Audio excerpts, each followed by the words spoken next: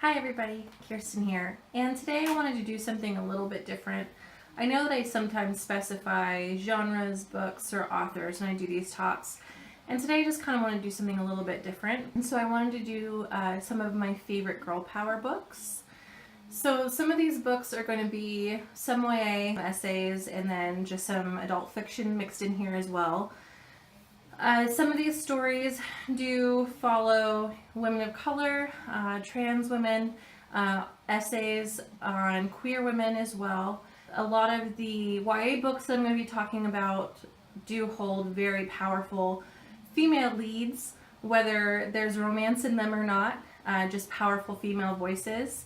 And a lot of these books are going to be voices that aren't typically heard in literature. A lot of the YA books that I'm going to be talking about do hold very powerful female leads, whether there's romance in them or not, just powerful female voices.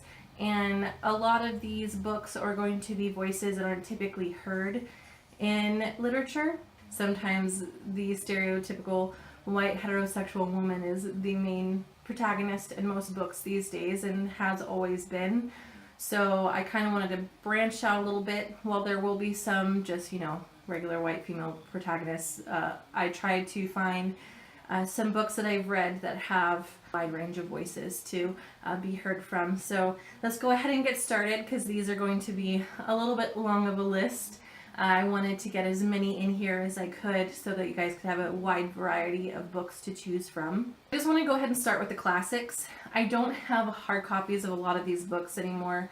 They've been lost throughout many moves and my e-reader just died, so I can't show you the covers, but I'm going to do my best. I have my giant handy dandy tablet computer, so I'm going to try and pull some of these covers up so you can look at them. First book that I want to talk about is actually something that is very hard to come by. And fun fact, it's one of the most banned books in the history of banning books. And this is the Memoirs of a Woman in Pleasure. It's written by John Cleland. It was written in the 18th century, and it is about a sex worker. And it's a very strong female voice. It's about a woman that has a strong sexuality and enjoys sex. And it's something that was very taboo back when it was written, and so I just absolutely love this book. It is very graphic, which it's actually a Penguin classic, so you can actually find it. It's very graphic. I'm just throwing it out there right now. It's one of the first books of this kind that I read, and I was probably about 16 when I read it for the first time.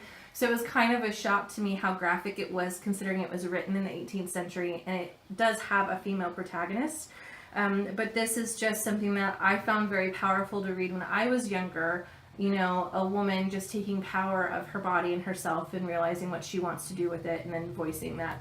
And the fact that there was a male author just kind of blew my mind back in the day. The next classic that I want to talk about is Little Women. I feel like we can't ever have a discussion about classics and girl power without having Jo in the conversation. So when I was younger, I've always loved reading, but when I was younger, I had a really hard time. I struggled with it, and I was really good at memorizing, so I kind of skated my way through until one of my teachers finally caught on that I was having troubles learning how to read. And she sat down with me and really helped me, and one of the books that we actually read together was Little Women. And Little Women is a very matriarchal book. It's a family of women that start out young all the way until they're older. The mother runs the entire family because the father is off. I believe he's at war. It's been a while since I've read it, so I believe that he is at war. And Jo does everything she can to kind of show that she can be a woman on her own. She loves literature. She is a tomboy, and she takes care of her family. All of the voices in this book are absolutely beautiful. They're all different kinds of women that come together in one very strong familial unit, and I absolutely love that book. And I can't talk about badass, girl power books that were classics if I don't mention Jane Austen. So Jane Austen writes these very strong-willed female voices, and I wish I could just shout out to all of the female authors that were in the 18th and 19th century, even the 20th century, just kind of going through and having these very strong voices. And I love Jane Austen. She was one of my first classic reads that I loved besides Little Women. And Pride and Prejudice I read all the time. Who doesn't love Elizabeth Bennet? Like, yes, she does get married in the end. Yes, her sister does get married in the end. Yes, all of these characters get married in the end, but they don't have to. They are very strong on their own. So Elizabeth Bennet, and then Emma Woodhouse from Emma. She is one of the most unlikable characters that you just absolutely love, and she's very sassy, and she's just I just love Emma, and I love Pride and Prejudice, and those are some of my favorite classic girl power books. And then also you can't forget about the Bronte sisters, because they're amazing as well. Another classic that I want to talk about is Gone with the Wind. So Gone with the Wind, it's, who doesn't have that iconic imagery of Scarlett O'Hara in her curtain dress from the movie? But I remember reading it shortly after I saw Gone with the Wind for the first time, because it was one of my mom's favorite movies, so we watched it quite frequently. And I was like, oh, I didn't know this was a book when I was like in junior high. I was like, oh, I'll read it. It's very long, very dry. But when you're like 13 reading it for the first time. But it is also one of my favorite books. And the thing that I love about Gone with the Wind is Scarlett is unabashedly herself. She never bows down to the will of men around her, and she always takes charge of the situation. And that entire book is about her surviving during the Civil War, and she is that strong woman that doesn't need anyone else to help her. I'm going to talk about a couple books of essays here real quickly. The first book that I want to talk about is Yes Means Yes. This is by Jacqueline Friedman and Jessica Valenti. This book kind of spins the narrative No Means No and gives power back to the yes of consent. And there's 27 essays in this book. And it is about rape prevention, but it takes it to a more female place, more female-friendly place, where essays do feature a wide variety of female voices, from race, class, ability, all the way to sexuality. So it does give a little bit of something from everyone, the different kinds of situations that different women can be put into, because the situations that I can be put into are completely different than another woman. So the next book I want to talk about is Bad Feminist by Roxane Gay. This book I read a couple years ago. I actually found it through Tumblr, which I don't find a lot of books that I love through Tumblr anymore, but this was one of them. And this takes feminism to more of an intersectional place. The voice of the book is from a Black queer woman, so it does show feminism from a different point of view, which is always really great. And the thing that I loved about the essays in this book is, although they're very strong and fierce, they're also funny. And the voice of the book is from a very generically female place, like the character loves pink and loves traditionally girly things that we don't really associate with feminism, which is unfortunate because feminism is a whole spectrum of things. But so it's her coming to terms with feminism without having to, sacrifice who she is. And so it's just, I loved this book. It was funny, and it was a very strong read, and I definitely recommend it to anyone looking for a book about feminism that doesn't come from a generically white place. The next book I want to talk about is For Today, I Am a Boy, and this is by Kim Fu. This book is about a family of Chinese immigrants and the only son in a family of daughters. The father gets stuck into this very traditional Western masculinity and tries to force it on Peter, his son. And the entire book is Peter coming to terms with who he is and his own identity in this forced masculinity that he is placed under.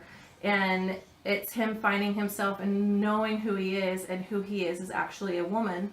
And so it goes from that narrative of a male voice, coming into a female voice. And it's a kind of girl power story that you don't really hear a lot about. There's not a lot of books about trans characters, especially men transitioning to women.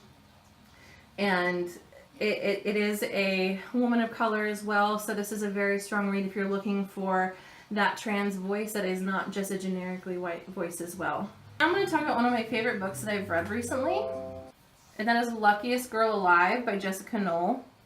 So I got stuck in this weird reading place where all of the books that I wanted to read were kind of similar to Gone Girl. So I went through and I was like, I need to read all of the books that are like this. Let me go ahead and find them all. The thing I loved about this book is the female voice. And Annie, who is the protagonist in the story, starts out super shallow. You see this very shallow character. It starts reading like a romance, and then as the story unfolds, it turns into almost a horror story. And it's about this woman who seems shallow, and slowly throughout the book, she's kind of revealed as a victim. And then as she goes more throughout the book, she like turns from the shallow, bitchy character into this really kick-ass, like, I'm going to take charge of my life and I'm going to accept who I am now, even though this happened to me. So I absolutely loved that book and that story and that narrative. So now I wanted to talk about a few of my favorite like girl power YA reads. I've mentioned these a couple of times, but it never hurts talking about them again. I have a full series that I absolutely love that's very, very, very much in that spectrum. Very strong female voice, kind of like does their own thing, questions themselves for a little bit based on their choices, but end up coming back to, you know, this is who I am. I am this very badass woman, and I'm going to go ahead and take charge of my life and what I want. And that is the Graceling series by Kristen Cashore. There's 3 books. There's Graceling, Fire, and Bitter Blue. And they're all interconnected. They're not necessarily super connected until the 3rd book, because the first 2 books take place in a different part of the world, and so the characters don't really meet each other until this one here. But the first book is about Katsa. She is an assassin. She's super badass, and it's like one of my favorite intros to a YA fantasy book ever. This awesome girl just coming in and just wiping everyone out. It's so great.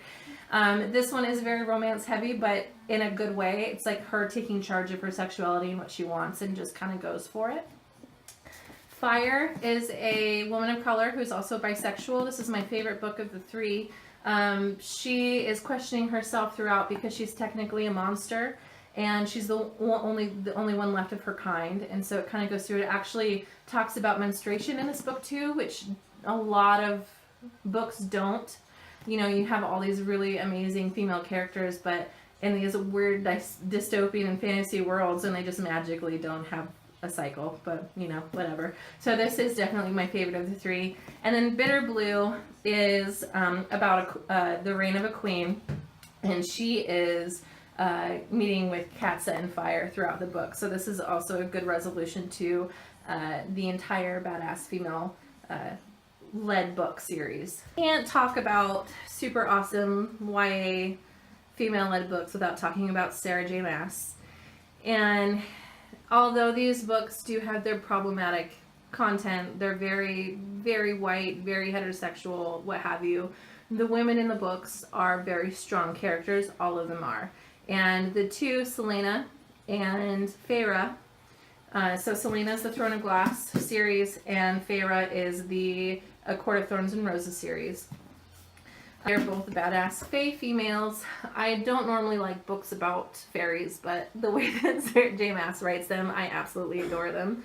And I remember not picking the books up at first because I didn't like the covers of the books, because I totally judge books by covers, but that's another story for another time.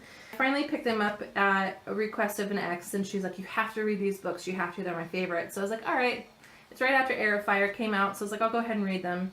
The reason why I love Selena so much is not necessarily because she's like a super strong character. The reason why I love her is because Sarah wrote her in such a relatable way. She's a super bad like female assassin, and she's got these crazy magical powers, but she's like a normal girl. Like, she loves dresses, loves shopping, and she, you know, dates. And I think that was one of the biggest criticisms going into this book series, is everyone's like, oh, there's a new love interest to every book, but isn't that how life kind of is? Like, I dated a lot of people before I met my husband. Like, of course, like, people date and people, you know, have different love interests throughout their life. So why can't we have a main female character that does the same? Feyre from A Court of Thorns and Roses, like, this is my favorite YA fantasy series, I'm not gonna lie. Like, it's absolutely amazing. It's mainly because of this book right here. I've read it like 5 times since it came out. It's so good. With her family, she starts out human, and in her family, she is the hunter, the gatherer, and the provider for her family. she does all of those things. She goes out, hunts for her family, sells the pelts and everything at market so that her family can have money. So she does it all. She kills a fae on accident and then gets sent off to the fairy world, and it's fantastic because she's just like this little tiny human in this crazy fae world, and she just gives no shits about anything and just goes through life and just is super badass and just keeps doing what she's doing, and I love it. And in the second book, it's more of her coming into her own in her new fae body, and I absolutely love the entirety of this story, in particular in the second book, because it's her going from a super traumatic experience. She experiences PTSD and all of the attributes that come along with it, and just kind of works her way through it, although she still experiences it, and obviously it doesn't fully go away. And I absolutely love it, and it's so fantastic, and I can't wait for the last book that comes out. Thank you guys so much for watching. This was my girl power book video. If you guys have any recommendations for me, because I love reading books like this, and I know I don't read enough books where you know, there are different female voices throughout, and it's a huge problem, and it's a huge problem in publishing and in the world of books, that we have this very generic white female voice. And I love branching out and reading about more kinds of people, different people that have different backgrounds than me. So everybody, thank you so much for watching, and I really want to start doing more videos like this. So if you have anything that you'd like me to touch base on and talk about, go ahead and leave a comment below, and I will do my best to incorporate more videos like this here on out. But everybody have a great week, and I'll see you next time.